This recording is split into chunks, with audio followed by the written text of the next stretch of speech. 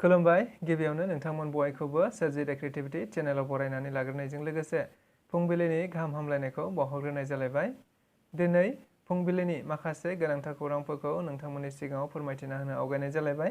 नोंथांमोनहा नायनानै जुदि मोजां मोनोब्ला लाइक खालामगोन, शेयार खालामगोन होनना आसा खालामबाय। लोगोसे चेनेलाव गोदान फैदोंब्ला आरो सानफ्रामबोनि बेबायदि खौरांफोरखौ मोनबाय थानो लुबैदोंब्ला जाहाथे चेनेलखौ साबस्क्राइब खालामनानै लायो बेखौनो गुरै खावलायबाय।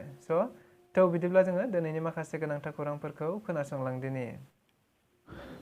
क'क्राझाराव सानै उन्दै सिखावफोरा हमजादों होनना मिथिनो मोननाय जादों। थारैनो खौरां बिजोंफोरनि गेजेरजों आथिखालाव क'क्राझार जिल्लानि सिङाव थानाय गुबुन गुबुन जायगायाव बेबायदिनो सिखावफोरा सम सम जाखांबाय थानायखौ मिथिनो मोनबाय थानाय जादों। थिग बेबायदिनो मैयाबो क'क्राझार ओनसोलावनो गासै गं11 गोदान बाइकफोरखौ क'क्राझार पुलिसआ बोखांनो हायो होनना मिथिनो मोननाय जादोंमोन। लोगोसे बे बाइकफोरजों लोगोसेनो सानै उन्दै बर' सिखावफोरखौबो हमनो हायो होनना मिथिनो मोननाय जादों। जेराव खौरां बिजोंफोरनि गेजेरजों बुंथिनानै होनाय बायदिब्ला थारैनो सिखावफोरखौ ध्रुबजित नार्जारि 23 बोसोर बैसोनि आरो गोथार नार्जारि 19 बोसोर बैसोनि होननानै खौरां बिजोंफोरनि गेजेरजों बेबायदिनो गोख्रोंथार बाथ्राफोरा आथिखालाव गोसारबाय थानायखौ मिथिनो मोनबाय थानाय जादों। थारैनो आथिखालनि लाइमोनफोरा बबे लामाजों आरो आथिखालनि लाइमोनफोरा मानो बेबायदि हाबाफारियाव गोजोमनो गोनां जाखो होननानै गोबां ओनसोलनि रायजो राजाफोरानो खौरां बिजोंफोरनि गेजेरजों बायदि बाथ्रा बुंसोलायनायखौ नुनो मोनबाय थानाय जादों।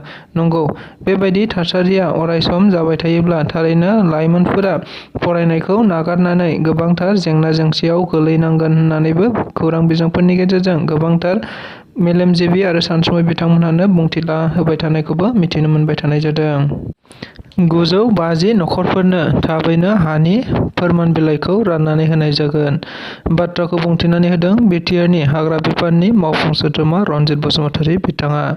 जों बयबो खौरां बिजोंफोरनि गेजेरजों मिथिनो मोनबाय थानाय जादों दि आथिखालाव बिटिआरनि हाग्रा बिफाननि दैदेननायाव गुबुन समाव गुबुन सुबुंफोरनो हानि फोरमान बिलाइफोरखौ राननानै होबाय थानायखौ नुनो मोनबाय थानाय जादों। जेराव गोबां गुबुन बेबायदिनो हानि फोरमान बिलाइखौ बिटिआरनि अनगायैबो गुबुन ओनसोलफोराव थारैनो हानि फोरमान बिलाइखौ बिथांमोनहा रानगासिनो थानायखौ मिथिनो मोननाय जादों। नंगौ, बिटिआरनि गाहाय मावफुं सोद्रोमा प्रमद बर' एबा आथिखालाव बिटिआर सरकारनि मोनसे गोनांथारसिन हाबाफारियानो जादों हानि फोरमान बिलाइ राननाय। बेनिखायनो बिथांमोनहा बुंथिनाय बायदिब्ला थारैनो फैगौ 5 बोसोराव बिटिआर ओनसोलाव हानि 90% फोरमान बिलाइखौनो राननानै होनाय जागोन आरो हानि गोबांथार जेंनाफोरखौनो बेबायदि सुस्रांनानै होनाय जागोन होननानैबो बुंथिनानै होनाय जादों। जायखौ 17 बोसोराव बिपिएफ सरकारा मोनबो हानि फोरमान बिलाइ राननानै होनाय जायाखैमोन होननानै बिथांमोना खौरांगिरिफोरनि गेजेरजों सम बुंथिबाय थानायखौबो मिथिनो मोनबाय थानाय जादों। गागि खौरांगिरि दीपांकर मेधिखौ नंखायै गाग्लोबनायनि सायाव नोजोर बोनानै मैया क'क्राझार प्रेस क्लाबाव गोसोम बेज गाननानै सोमावसारनाय एबा खुद्रिसारनायखौ नुनो मोननाय जादों। मख'नो गोनांदि थांनाय बावैसो सान सिगां नगाव जिल्लानि डिप्युटी कमिशनार नरेन्द्र कुमार साहाया गागि खौरांगिरि दीपांकर मेधिया माखासे सोंथिफोर सोंनायखौ नोजोर बोनानै बिथाङा दाय जाबसिननाय जादोंमोन आरो बेनि सायाव माखासे देहायारि साजा होनायबो जादोंमोन होनना मिथिनो मोननाय जादों। जायखौ नोजोर बोनानै थारैनो मैया क'क्राझार प्रेस क्लाबाव गोबांथार खौरांगिरि बिथांमोनहा थारैनो मोनसे गोसोम बेज गाननानै खुद्रिसारनायखौ नुनो मोननाय जादों। लोगोसे बे हाबाफारिनि गेजेरजों क'क्राझार प्रेस क्लाबनि आफादगिरि किशोर सरकारा खौरांगिरिफोरनि गेजेराव बुंथिनानै होनाय बायदिब्ला थारैनो खौरांगिरिखौ बेबायदि नंखाय दाय साजायनानै बेबायदि खालामनो मोना एबा खालामनाया थिग जायाखै। आथिखालाव जोङो डेपुटि कमिशनार एबा डिसिफोरखौ गोजौ थाखोनि एबा गोरों होननानै सिनायथिनाय जायो। नाथायबा बेबायदि गोरों सुबुंफोरानो थारैनो खौरां बिजोंफोरनि सायाव गाग्लोबोबा एबा नंखाय दाय जाबसिननानै बेबायदि खालामोब्ला देहायारि साजा होयोब्ला बियो जोबोद अननाय जागोन होननानै बुंथिनानै होनायखौ नुनाय जादों। लोगोसे खौरांगिरिफोरखौनो बेबायदि खालामनो हायोब्ला आरो सरासनस्रा सुबुंफोरा माबायदि साजा मोननांगोन बेखौबो सोंथि दैखांनायखौ नुनो मोननाय जादों। लोगोसे बे हाबाफारियावनो गोबांथार खौरांगिरिफोराबो बाहागो लानानै हमजानाय गागि खौरांगिरि दीपांकर मेधिनि सायाव मोनसे थार बिजिरनाय मोनगोन होननानै बिथांमोनहा आसा खालामनायखौ नुनो मोननाय जादों। लाथिख'निफ्राय जागायबोनाय बर' हारिया सोरबाफोर बुंनाय बादि दिनैसो जोबस्रांफैनायनि जेबो बाथ्रा गैया, नाथाय माहारिबादखौ साफ्रोमबो गोरबोआव गोथाङै लाखिथारनांगोन। नंगौ, बे बाथ्राखौ बुंथिनानै होदों दुलाराय बर' फरायसा आफादनि मानगोनां गाहाय नेहाथारि खनीन्द्र बसुमतारी बिथाङा।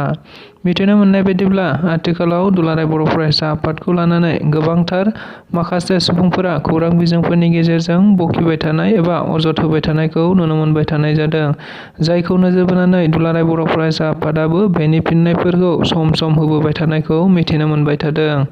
बेबायदिनो मैयाबो आरोबाव मोनसे हाबाफारियाव बाहागो लानानै दुलाराय बर' फरायसा आफादनि मानगोनां गाहाय नेहाथारि खनीन्द्र बसुमतारीया बे बाथ्राखौ बुंथिनानै होनायखौ नुनो मोननाय जादों, जेराव बिथाङा बुंथिनाय बायदिब्ला बर' हारिया लाथिख'निफ्रायनो जागायदोंमोन आरो बर' हारिया लाथिख'निफ्राय जागायबोनायाव सोरबाफोर बुंनाय बादि दिनैनो जोबस्रांफैगोन होननाय बाथ्रायाबो गनायथाव नङा आरो माहारिबादखौ साफ्रोमबो गोथाङै गावनि गोरबोआव लाखिथारनांगोन होननानैबो बिथाङा बुंथिनानै होनायखौ नुनो मोननाय जादों। नंगौ, बेफोर गोख्रों गोख्रों बाथ्राफोरखौ मैया बिथाङा औवाबारि दख'रा दुलाराय बर' फरायसा आफादनि 20थि थान्दै जख'न्थाइनि हाबाफारियाव बाहागो लानानै बुंथिनायखौ नुनो मोननाय जादों। लोगोसे बिथांजोंनो गोबांथार दैदेनगिरि बिथांमोनहाबो हाबाफारियाव बाहागो लाफादोंमोन होनना मिथिबावनाय जादों।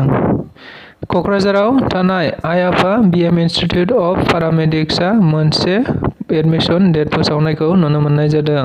मख'नो गोनांदि आथिखालाव आइ आफा बिएम इन्स्टिटिउटआ गोबांथार लाइमोनफोरा जाय बिथांमोनहा मेडिकेलजों सोमोन्दो थानाय डिप्ल'माफोर लानो गोसो एबा गोबांथार बेबायदिनो फरायसुला फरायसुलिफोरा गोजौ सोलोंसालियाव बेबायदि एबा गोबां रां रुफा गारनानै एडमिशन लानो हाया, जायखौ नोजोर बोनानैनो आथिखालाव आइ आफा बिएम इन्स्टिटिउटआ मोनसे बेबायदि जोंनि ओनसोलनि लाइमोनफोरखौ नोजोर बोनानै मेडिकेलजों सोमोन्दो थानाय कर्सफोरखौ होबाय थानायखौ नुनो मोनबाय थानाय जादों। नंगौ, बे बाथ्राखौ मैया बिथांमोनहा थारैनो खौरां बिजोंफोरनि गेजेरजों बुंथिनानै होदों, जेराव एडमिशन डेट आरो एडमिशन प्रसेसआ जोबनानै थांदोंब्लाबो नाथायबा गोबांथार फरायसुला फरायसुलिफोरानो एडमिशन मोनाखै, जायनि थाखाय गोबांथार बेबायदिनो फरायसुला फरायसुलिफोरा आफस'स थानायखौ नुनो मोननाय जादों। बेनिखायनो बिथांमोनहा मैया फिन नैबे जानुवारिनि गेजेरावनो थाबैनो एडमिशनखौ लाफैनो थाखाय गुरै खावलायनाय जादों। लोगोसे बिथांमोनहा